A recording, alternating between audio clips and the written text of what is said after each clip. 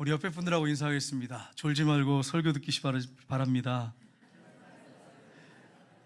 주님의 이름으로 축복합니다.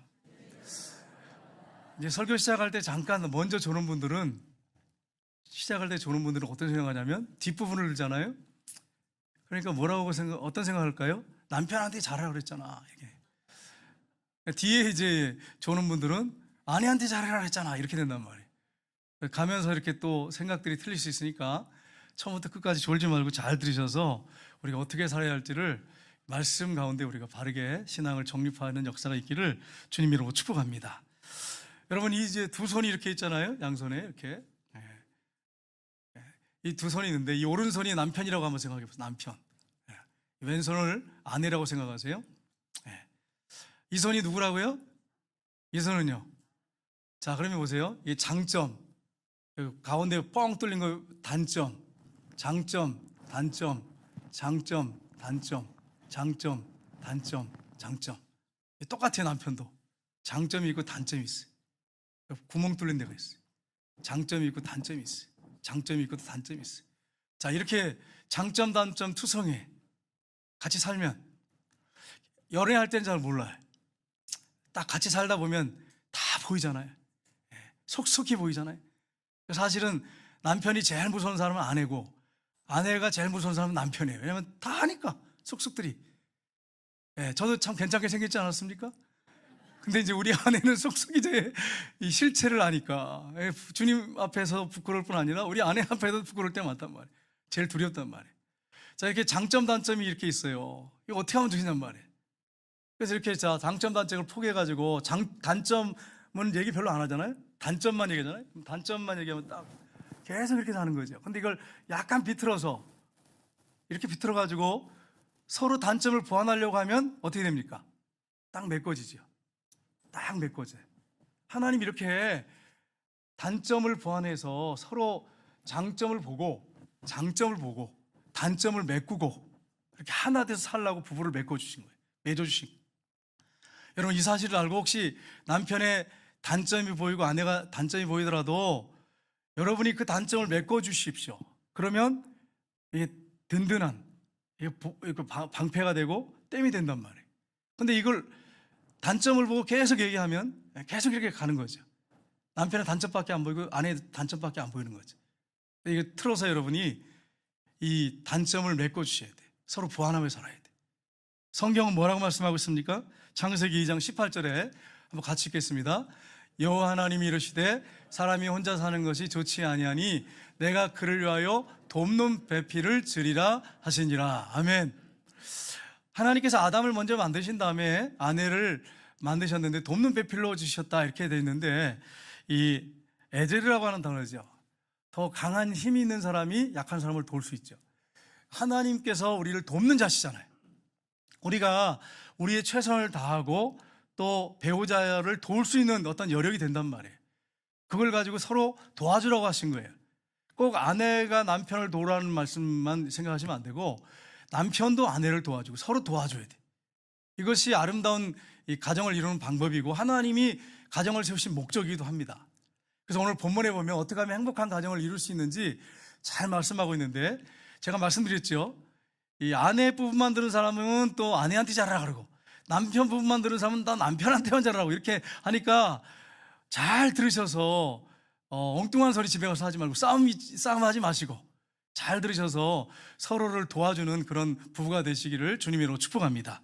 자, 그럼 먼저 아내들이 해야 할 일이 무엇입니까? 첫 번째는 남편에게 복종해야 됩니다. 오늘 본문에 보면 뭐라고 되냐면 1절에 보면 같이 한번 읽어보겠습니다. 아내들아 이와 같이 자기 남편에게 순종하라. 이는 혹 말씀을 순종하지 아니한 자라도 말로 말미암지 않고 그 안에 행실로 말미암아 구원을 받게 하려 함이니. 아멘. 여기서 순종이라고 되어 있어요. 계속 순종하라 그랬는데 원어상에 보니까 이 원어상에 휘포타스로라고 한 단어예요. 휘포타스. 이 단어는 사실은 순종보다는 복종에 가까워요. 복종하라. 남편에게 복종하라. 근데 우리는 이렇게 생각할 수 있어요. 남편이 존경받을 만한 짓을 해야지 존경하지요. 그리고 복종하지요. 이렇게 우리가 얘기할 수 있어요. 어떻게 보면 아내들 입장에서는 분노가 일어날 수 있어요.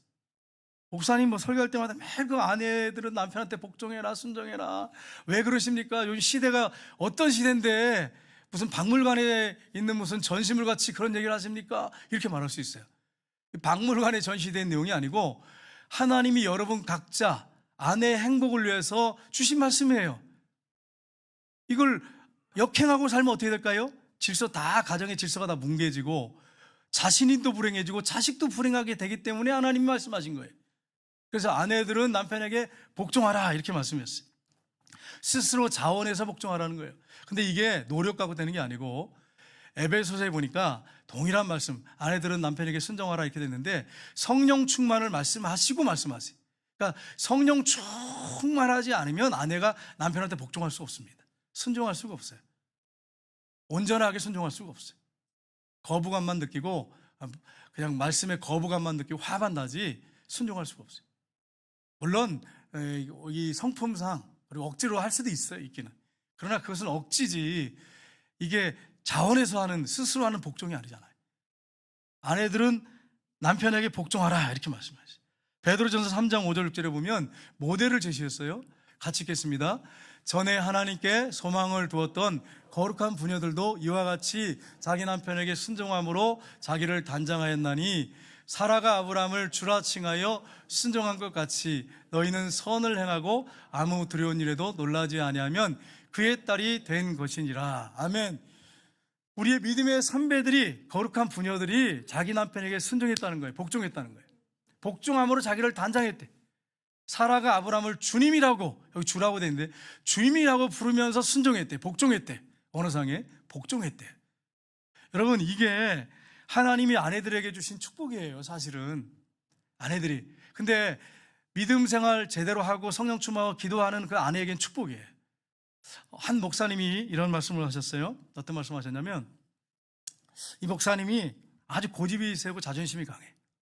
그래서 아내한테 무슨 얘기를 하면 아내가 뭐 비꼬듯이 얘기한다든지 아니면 뭐 말대꾸를 한다든지 자기 생각하고 완전히 다른 얘기를 하면 화를 내면서 자기 고집대로 하는 거예요. 성경이 뭐라고 말씀했냐고, 아내는 남편에게 복종하라고 순종하라고 하지 않았냐고 이렇게 얘기했다는 거예요. 제가 그런 건 아니에요. 여러분 오해하시면 안 돼. 네, 그렇게 하니까 아내는 꼼짝없이 이제 순종하고 복종하고 이렇게 하는데 이 사모님은 기도하는 분이에요. 성령 충만하고 기도를 많이 하는 분이에요. 그래서 여보 이렇게 했으면 좋겠어 라고 얘기해요. 근데 사모님의 생각이 틀려도 목사님 뭐 오랫동안 기도하시면서 결정하셨겠지요. 네, 그렇게 하세요. 늘 그럴 때 늘 계속 무슨 결정을 낼 때 당신이 목사님이시고 기도하시고 하시니까 목사님 뜻대로 하세요. 늘 그랬다는 거예요. 여러분 이게 쉬운 거 아닙니다. 쉬운 거 아니에요. 그런데 이제 세월이 지났어요. 세월이 쭉 지나고 보니까 목사님이 가만히 이제 기도하는 건데 자신을 돌아봤어요. 돌아봤더니만 아내가 했던 말들이 거의 맞는 거예요. 자기가 고집 피고 자존심 걸고 주장했던 것들 보면 나중에 실패했고 잘못된 길을 갈 때가 많고 얼굴이 빨개질 때가 많고 부끄러울 때가 많고 가정 안에서 내가 이게 뭔가 잘못 생각하고 있었구나 그러면서 기도하기를 시작했어요. 어느 날 또 이제 아내한테 얘기를 했어요. 여보 이렇게 했으면 좋겠는데요. 당신 뜻대로 하세요. 기도하시면서 결정하셨으니까요. 저도 기도할게요. 이랬다는 거예요. 그리고서는 가만히 생각하니까 기도하면서 생각해보니까 아내 말이 맞거든. 그래서 그 아내 말 뜻대로 그냥 해줬다는 거예요. 그리고선 계속해서 대부분이 아내의 뜻대로 되더라는 거예요. 아내 뜻대로. 자기 뜻대로 되는 게 아니더래. 그러니까 여러분 제가 지금 뭘 말씀드리려고 하는지 아시겠어요? 누가 옳다 그러다 얘기하는 게 아니고 아내가 남편한테 순종하고 복종하고 따라주면 가정도 평화가 오고 남편도 알아요. 자기가 인간이 얼마나 연약한 존재인지 자기가 얼마나 잘못한 판단하는지를 알아요. 저도 한번 그런 일이 있었어요. 서울에 있을 때 우리 장모님하고 또 이모님하고 뒤에 태웠는데 우리 아내가 옆에 있었잖아요. 저는 서울 사람이잖아요. 어린이회관을 가는데 내가 아는 길이 있단 말이에요. 밤길이에요. 밤길. 그럼 너무 내비 그때 없었을 때예요. 그냥 알아서 눈 감고도 찾아갈 수 있는데요. 내가 생각한 대로 주장하면서 가니까 여보 무서워서 가. 아무래도 이상해 밤이니까 이런데 내가 다 한다고. 내가 서울 사람 아니냐고. 그리고 고집을 피우고 계속 갔어요. 가다가 이제 엉뚱한 데로 가서 못 찾겠어 길을. 캄캄한 밤이니까 내비가 없을 때예요. 그래가지고 뒤에 장모님 계셨죠, 고모님 계셨죠. 얼굴이 빨개가지고 내 얼굴을 못 뜨겠어. 그 다음부터는 아무 말도 못했어. 속으로 기도만 했지. 여러분, 제가 뭘 말씀드리는지 아시겠어요? 그러니까 여러분, 안다고 해갖고 되는 게 아니고, 안다고, 사람이기 때문에 변수가 생길 수 있다. 변수가 다 내가 생각하는 것이 옳은 게 아니잖아요. 변수가 생길 수 있단 말이에요. 그러니까 여러분, 아내가 해야 할 일이 뭐냐면, 아내 뜻대로 고집해서 자기 생각대로 하려는 게 아니라 기도하고 성령 충만을 구하면서 당신 뜻대로 하세요. 그래도 결국은요, 하나님의 뜻이 이루어져. 그렇게 하면 남편이 이 양심이 있죠. 양심이 있어요. 양심이. 자기 고집을 너무 주장하고 나가던 남편도 아내가 너무 그렇게 하면 있잖아요, 나중에 꺾입니다. 부드러운 혀가 뼈를 꺾고 나요.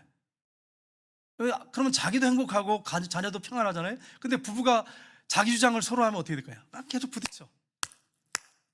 그러면 이제 애들이 불안한 거예요. 아이들이 가정 다 망가뜨리는 거예요.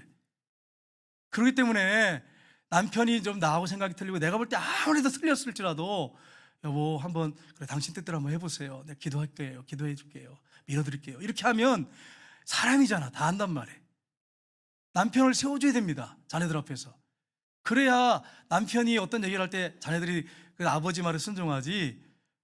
엄마가 매일 브레이크를 거는데 자녀들이 누가 아버지 말을 순종하겠어요? 그럼 나중에 이제 엄마가 자녀들한테 야단을 쳐도 안 먹힐 때가 있어요. 나이가 이제 중등학 고등학교 되면 안 먹혀요.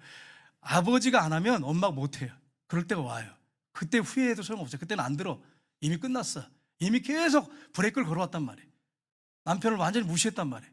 그 다음부터는 이제는 자녀들이 아버지 말, 엄마 말 다 안 들어. 그럼 가정은 엉망되는 거예요. 아버지하고 의논해서 해라. 뒤에서 다른 이렇게 같이 의논할지라도 그렇게 항상 남편을 세워줘야 돼요. 그래야 여러분, 가정이 질서가 서고 남편도 행복하고 아내도 행복하게 되는 거예요. 그래서 복종하라는 거지, 뭐 남편이 잘나고 똑똑해서 뭐든지 판단 잘하고 바른 결정해서 순종하라는 얘기 아니에요, 여러분. 그걸 여러분이 명심하셔야 돼요. 두 번째는 경건하고 순결한 생활을 해야 됩니다. 너희의 두려워하며 정결한 행실을 봄이라. 아멘. 정결한 그 행실을 봄이라, 이렇게 말씀했어요. 믿지 않는 남편도 그 행실, 아내의 행실 때문에 믿게 된다. 순종하는 거, 또 그 아내가 그 행실로 그리스도인의 삶을 사는 걸 보고 안 믿는 남편도 구원을 받는다는 거예요. 여러분, 남편이 안 믿어도 아내가 순종을 해주잖아요. 그러면 그 순종하는 것 때문에 남편이 돌아온다는 거예요. 그게 남편을 구원할 최고의 지름길이, 남편에게 순종하는 게 가장, 믿지 않는 남편에게도 아내가, 믿는 아내가 순종하는 것이 그 남편을 구원할 수 있는 가장 지름길이라는 거예요. 그걸 오늘 본문의 행실을 통해서 그렇게 해야 된다 말씀을 하고 있습니다. 여러분, 그 로마 시대 때 로마가 얼마나 많은 크리스찬들을 핍박하고 죽였습니까? 예수님이 그 피 흘리는 그 사람들의 그 순교 현장을 다 보고 계셨잖아요. 함께 하셨잖아요. 로마가 뒤집어졌어요, 300년 후에는. 그런데 여러분, 그것뿐 아니에요. 또 삶으로의 어떤 그런 게 보이는 게 있는데, 그게 뭐냐면 그리스도인 여성들이 남편에게 순종을 했어요. 핍박 가운데 기도하니까 아내들이 성령 충만하니까 남편에게 순종을 했어요. 그리고 정결한 삶을 사는 거예요. 그러니까 로마 사람들이 보니까 아내들이 아주 그냥 몸매들은 글래모죠. 완전히 좋죠. 막 아름답고 화려하고 그러고 막. 그런데 남편 말 안 듣고 음란하고 타락하고 방탕한 삶을 사는데, 그리스도인 그 아내들 너무 순종을 잘하고 정결한 삶을 살고 깨끗한 삶을 사니까 그런 여자들을 데려다가 아내로 삼는 거예요. 그러면 아이를 낳고 어떻게 될까요? 자녀를 위해서 기도하기 시작하죠. 300년 만에 기독교로 바뀌었어요, 로마가. 그러니까 여러분, 아내가 이렇게 순종하고 행실을 바르게 해서 바르게 살아갈 때 놀라운 하나님의 역사를 보게 되는 것입니다. 그래서 세 번째는 온유하고 정숙한 정신으로 속마음을 단장해야 됩니다. 우리 한번 말씀을 한번 보겠습니다. 3절 4절 말씀을 한번 보겠습니다. 같이 읽겠습니다. 우리를 꾸미고 금을 차고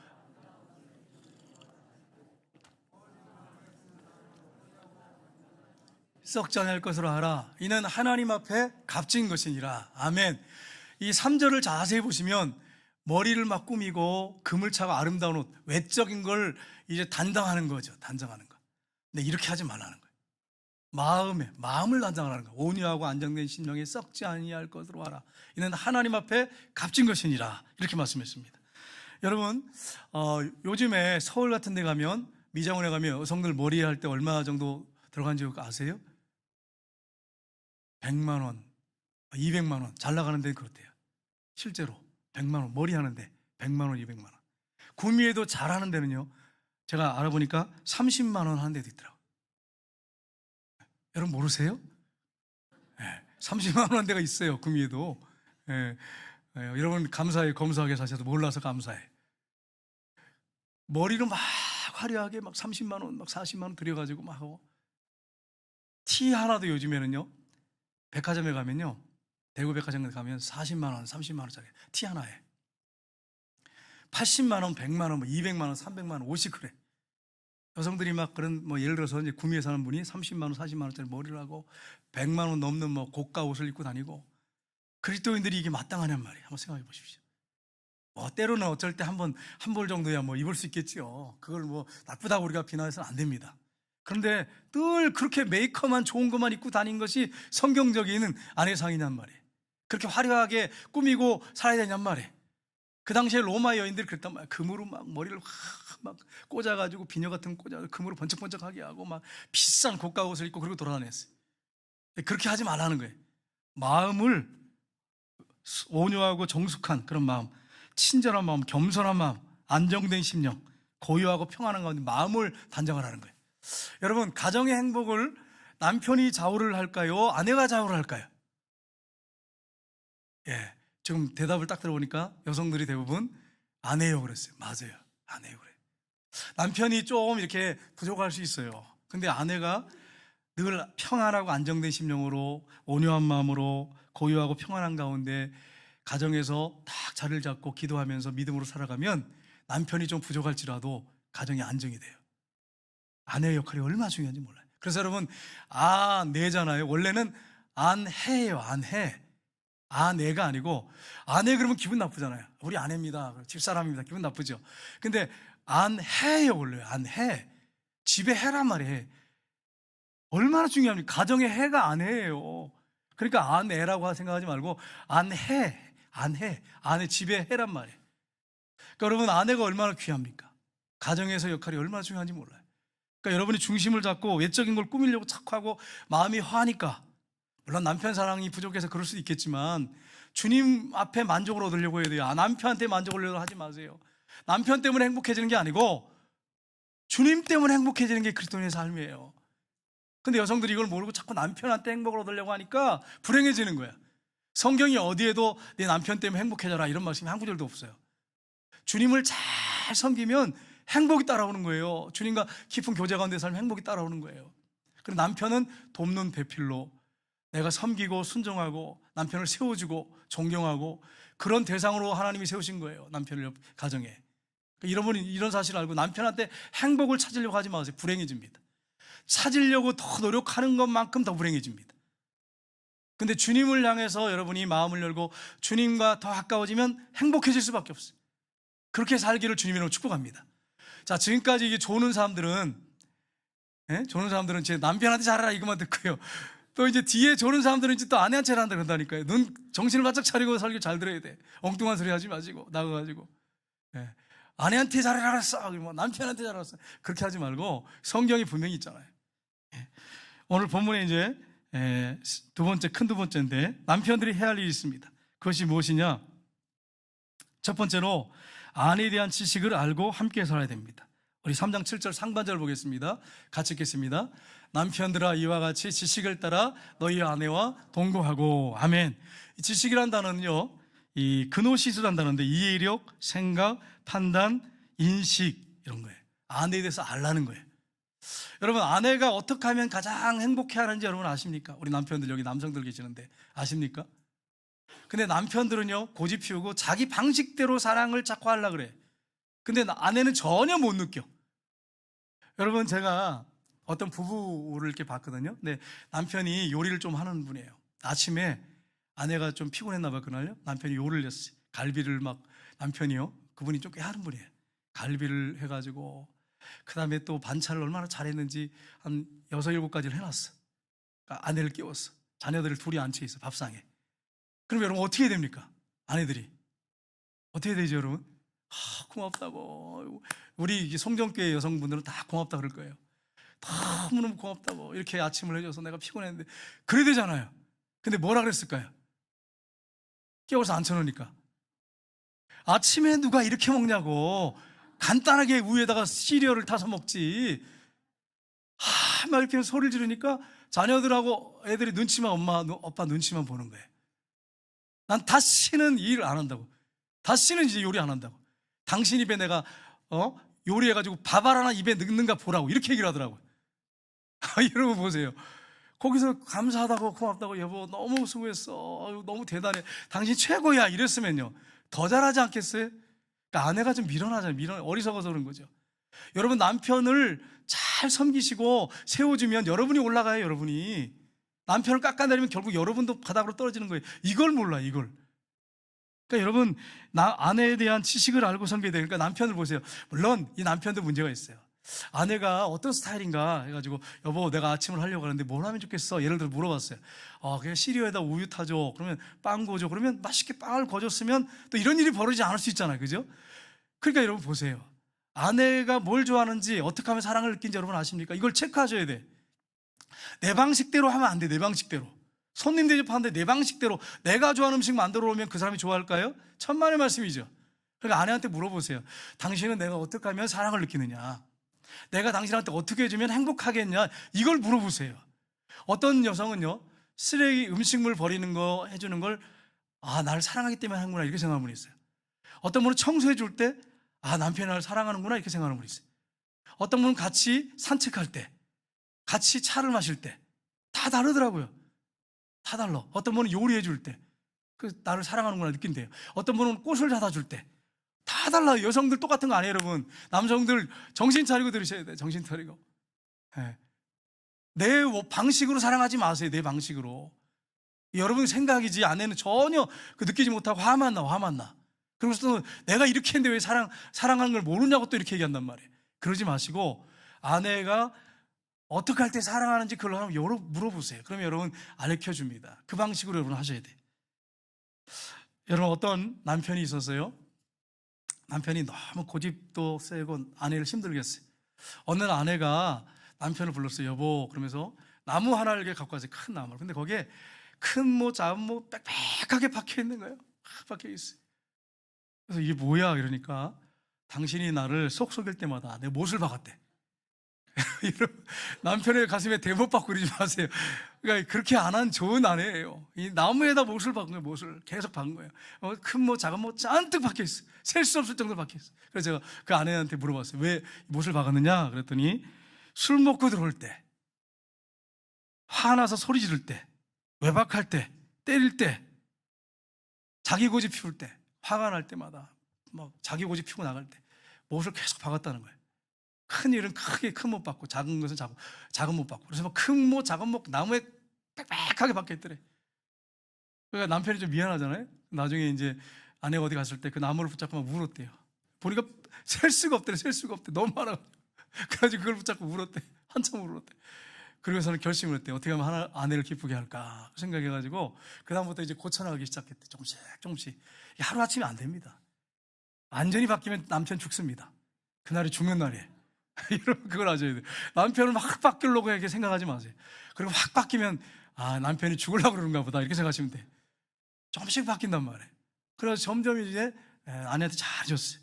어느 날 아내가 여보 나 좀 이렇게 이제 좀 와봐. 내가 할 말이 있어. 가봤더니 그 나무에 못이 다 뽑혀있더래. 그래서 이게 어떻게 된 거냐 그러니까 당신이 나한테 잘할 때마다 고마움을 느낄 때마다 못을 하나하나 뺐더니 지금 다 뽑혔다 그러더래. 몇 년 후에. 근데 남편이 그랬대요. 여보 미안해 그러면서 하는 말이 아직도 멀었어. 그 구멍 다 메꿔야 되잖아. 여러분 외적으로 이렇게 상처난 것들은 보이는 것들은 어떻게 메꿀 수 있지만 내면의 상처를 어떻게 메꾸냔 말이에요. 그래서 여러분 서로 상처 안 주면서 사는 게 얼마나 복이겠어요. 내면의 상처 주지 않아야지. 보이는 건 고칠 수 있지만 내면의 상처는 이게 회복이 안 되잖아. 모르니까 회복시킬 수도 없잖아요. 그래서 서로 여러분 상처 주지 않도록 서로 조심하셔야 됩니다. 여러분 두 번째 우리가 기억할 것이 있습니다. 아내가 육체적으로 더 연약한 그릇임을 알고 살아야 합니다. 베드로전서 3장 7절 보겠습니다. 같이 읽겠습니다. 더 연약한 그릇이요. 아멘. 그릇인데 어떤 그릇이라고요? 그러면 남편도 연약한 그릇이에요. 근데 아내는 더 연약한 그릇이에요. 더 연약한 그릇이. 고린도후서 4장 7절 볼까요? 같이 읽겠습니다. 우리가 이 보배를 질그릇에 가졌으니 이는 심히 큰 능력은 하나님께 있고 우리에게 있지 아니함을 알게 하려 함이라. 아멘. 우리가 질그릇인데 보배이신 예수님이, 부활하신 예수님이 영으로 우리들 안에 들어와 사십니다. 우린 질그릇이에요. 그렇기 때문에 우리가 보배이죠. 예수님 때문에 보배가 된 거죠. 우리가 남성도 그릇이에요. 질그릇이에요. 근데 여성들은 더 연약한 질그릇이에요. 육체적으로 뿐 아니라 정신적으로도 여성들이 더 연약합니다. 여러분 이걸 기억하셔야 돼요. 제가 이혼 법정 이렇게 한번 봤거든요. 봤더니 거기 어떤 내용이 나오냐면 이런 내용이 나와요. 남편이, 아내가 너무 드센 거예요. 너무 강해. 아내가 너무 자기 뜻대로 하려고 그래요. 여러분 이렇게 하지 마세요. 이렇게 하면 나중에 후회합니다. 너무 강하고 드세. 그래가지고 막 예를 들어서 이제 세일을 하잖아요. 그러면 여성들이 이렇게 달려간단 말이에요. 다 제껴버리고 가서 그거 자기가 뭐 제일 먼저 붙잡는 여자, 얼마나 강한지 아시겠죠? 아주 강해. 그러니까 밖에 나가니까 여러분 부도를 여성들이 얼마나 많아요. 그냥 부드럽게 얘기하고 인사도 잘하고. 그러니까 바람이 났어. 그러니까 이 남편이 무슨 생각을 하냐면 어떻게 하면 아내를 죽이고 보험금을 타가지고 그 여자한테 갈까, 그 생각을 해가지고 아주 나쁜 남편입니다, 여러분. 그래가지고 컴퓨터에다가 하나하나 어떻게 아내를 죽일까를 정리를 하는 거야. 이런 악한, 안 믿는 남편들, 이런 사람이 있단 말이에요. 이게 실제예요. 이게 실화예요. 그냥 지어낸 얘기가 아니라 실화. 그래가지고 이 전기 코드에다가 물을 부어가지고 아내가 늘 꼽는 거 있죠. 거기다 딱 꽂을 때 전기 치고 와서 죽는. 야, 이렇게 약해, 여러분. 예수 믿는 좋은 남편하고 만난 거 감사하실 주님 이름으로 바랍니다. 감사하셔야 되면 감사하셔. 그래, 그렇게 해가지고 해봤는데 아내가 뭐 하냐면 이제 음식이 뜨거운 거 이렇게 할 때 하는 그 장갑을 끼고 이렇게 끼는 거야. 실패했잖아, 그죠? 그래서 이번에는 어떻게 하냐. 어디 보니까 목욕해 이게 하다가 그 수면제를 먹고 잠이 안 오니까 물속에 그냥 들어가 잠들어 죽었다는 거예요. 어떤 아내가. 그걸 보고 또 정리를 해가지고 아내가 목욕을 할 때, 뜨뜻한 물에 피곤할 때 목욕할 때 커피에다가 수면제를 타갖고 준 거예요. 그래가지고 이제 한 2시간 있다가 가보니까 어떻게 됐을까? 가보니까 없어. 가보니까 저 다른 방에 가서 자고 있어. 그 실패했어. 그래가지고 또 죽이려고 산에 가서 밀어드릴까? 예? 이렇게 손잡고 가다가 확 밀어버리면 되잖아요. 낙상했다 그러면 되잖아, 그죠? 그렇게 했지. 자동차 사고를 낼까? 별의별 걸 다 정리해놨어요. 여러분 이게 정말 나쁜 남자죠. 아무리 드센 아내라고 해도 이렇게 하면 되겠어요, 여러분? 절대 이런 일 하지 말아야지. 근데 아내가 어느 날 컴퓨터를 이렇게 하다가 들어가서 그걸 봤어요. 이걸 읽어봤어. 자세하게 읽어봤어. 꼼꼼하게 읽어봤어. 남편이 하는 짓마다 자기를 죽이려고 하는 걸 느끼는 거예요. 뭐 약을 갖다 줘도 이거 혹시 독약이 드는 거 아니냐. 어디 가자 그래도 가는 게 두려운 거예요. 왜냐면 자기 죽일까 봐. 결국 이 아내가 우울증이 왔어요. 점점 몸이 여해가고 병원에 갔더니 이거 정말 너무 심각하다고. 그래서 결국 이혼하게 됐어요. 그 부부가. 남편이 무릎 꿇고 사정하고 비는데도 소용이 없어요. 회복이 안 되는 거예요. 여러분 보세요. 연약한 그릇이 연약한 그릇. 회복이 안 돼. 남자 같으면 어떻게 좀 그래 그럴 수 있지 하고 어떻게 살지 모르겠지만 여성들 같은 경우 이게 여러분 아시잖아요. 여성들 여러분 잘 아시잖아요. 30년 지났는데 기억하고 계시잖아요. 생생하게. 그래야지 부부싸움할 때 그 얘기하잖아요. 한번 생각해 보세요. 생생하게 가잖아요. 그게 잘못된 거예요. 기억하는 것이 잘못된 거지만 그렇단 말이에요. 그 연약한 그릇이에요. 그래서 여러분 이런 사실을 알고 아내가 정말 나보다 더 연약하구나. 정신적으로나 육체적으로 연약하다고 하는 걸 여러분 아셔야 돼요. 물론 어떤 순간에는 여성들이 강력한 힘을 발휘하기도 합니다. 강할 때도 있어요. 늘 그런 건 아니에요. 그러나 일반적으로 그렇습니다. 일반적으로. 그래서 아내에게 여러분이 잘 하셔야 되는 거예요. 세 번째는 아내를 존귀히 여겨야 됩니다. 어떻게 여겨야 된다고요? 아내를 존귀히 여겨야 되는 거예요. 우리 본문 보겠습니다. 7절 말씀 상반절 보겠습니다. 또 생명의 은혜를 함께 이어받을 자로 알아 귀히 여기라. 이는 너희 기도가 막히지 아니하게 하려 함이라. 여기서 귀히 여기란 말은 티라는 언어상에 값비싼, 가치 있는, 존경받을 만한, 아내를 값비싸게, 값어치 있게 존경받는, 그런 존경하는 아내로 여러분 여기라는 거예요. 여러분 가정에서 우리 주님이 우리는 최고 1번이지만 최고지만 여러분 가정에서 가장 존귀한 사람이 누굽니까? 아내 입장에서 볼 때 누굽니까? 남편이에요. 자식인 사람이 있어요. 빨리 이거 바꿔야 돼. 여러분 여기 자녀들 있으면 오해하지 마세요. 왜냐하면 남편과 아내는 하나님이 둘이 한 몸을 이룰지나 무촌이에요, 무촌. 하나님이 하나로 묶어줬단 말이에요.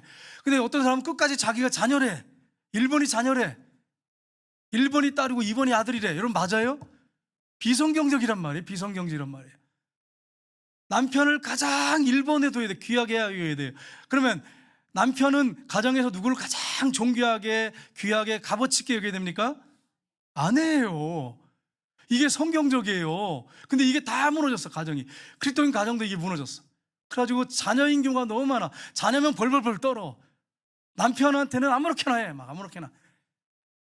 아내한테 아무렇게나 해. 자분고기라서 그래요. 자분고기라서. 이러면 그러면 안 되잖아요. 그죠? 남편을 가장 귀하게 여기세요. 우리 아내 되신 분들, 남편을 가장 존귀하게 여기길 주님이라고 축복합니다. 우리 남편들은 아내를 가장 존귀하게 여기길 주님이라고 축복합니다. 아내를 존귀하게 여겨야 돼. 귀하게 여겨야 돼. 성경이 그렇게 말씀하고 있어요. 여러분, 기도가 막히지 않으려면, 기도가 잘 되려면 아내를 귀하게 여기래요. 만약에 아내를 우습게 여기고 아내를 막 깔보고 무시하고 그렇게 하면 여러분 기도해도 하나님 받지 않아요. 기쁘게 받으시잖아요. 아내를 우습게 여기면 안 돼. 귀하게 여겨요. 여러분, 오늘 이 본문 말씀을 통해서 우리에게 영적인 것과 육적인 것을 자세하게 말씀하셨습니다. 근데 이제 문제는 우리 중에는 아내가 없고 남편이 없는 분들이 있어요. 그럼 나는 어떻게 하지? 혼자 사는데요? 우리 예수님이 신랑이세요. 우리 예수님이 책임져 주십니다. 끝까지 돌봐주십니다. 주님을 사랑하고 주님께 의지하시면 주님이 인도하십니다. 예수님과 동행하면 행복해요. 예수님과 가까이 할수록 더 행복해질 수밖에 없어요. 그러니까 여러분, 주님을 가까이 하시고 잘 섬기십시오. 자, 이게 이제 에베소서에 보면 영적인 원리를 설명하셨는데, 예수님이 교회의 머리십니다. 예수님이 교회의 머리예요. 성도들의 머리예요. 그러면 성도들은 당연히 머리신 주님께 순종해야 돼요. 마찬가지로 가정의 머리는 누구예요? 남편이에요. 그래서 남편에게 순종하라는 거예요. 복종하라는 거예요. 그리고 교회를 위해서 예수님이 생명을 바쳐서 피 흘려 죽어주셨어요. 영적인 원리죠. 죽어주셨어요. 그것처럼 남편도 아내를 위해서 생명을 줄 정도로, 생명을 바칠 정도로 아내를 사랑하라는 거예요. 영적으로 그렇게 설명하고 있습니다. 이런 사실 여러분 기억하시고, 저나 여러분이 혹시 잘못된 길을 가고 있다면, 가정을 잘못된 곳으로 이끌고 있다면, 잘못된 고정관념 가운데 살고 있다면 빨리 고치시고, 여러분이 기도하는 가운데 성령 충만하셔서 잘못된 집들은 허물어버리고 성경 안에서 여러분 가정을 바르게 세우고 남편과 아내 바르게 정립해서 나갈 때 여러분의 영혼 가운데 하나님의 축복이 임하시기를 주님의 이름으로 축복합니다. 찬양하겠습니다.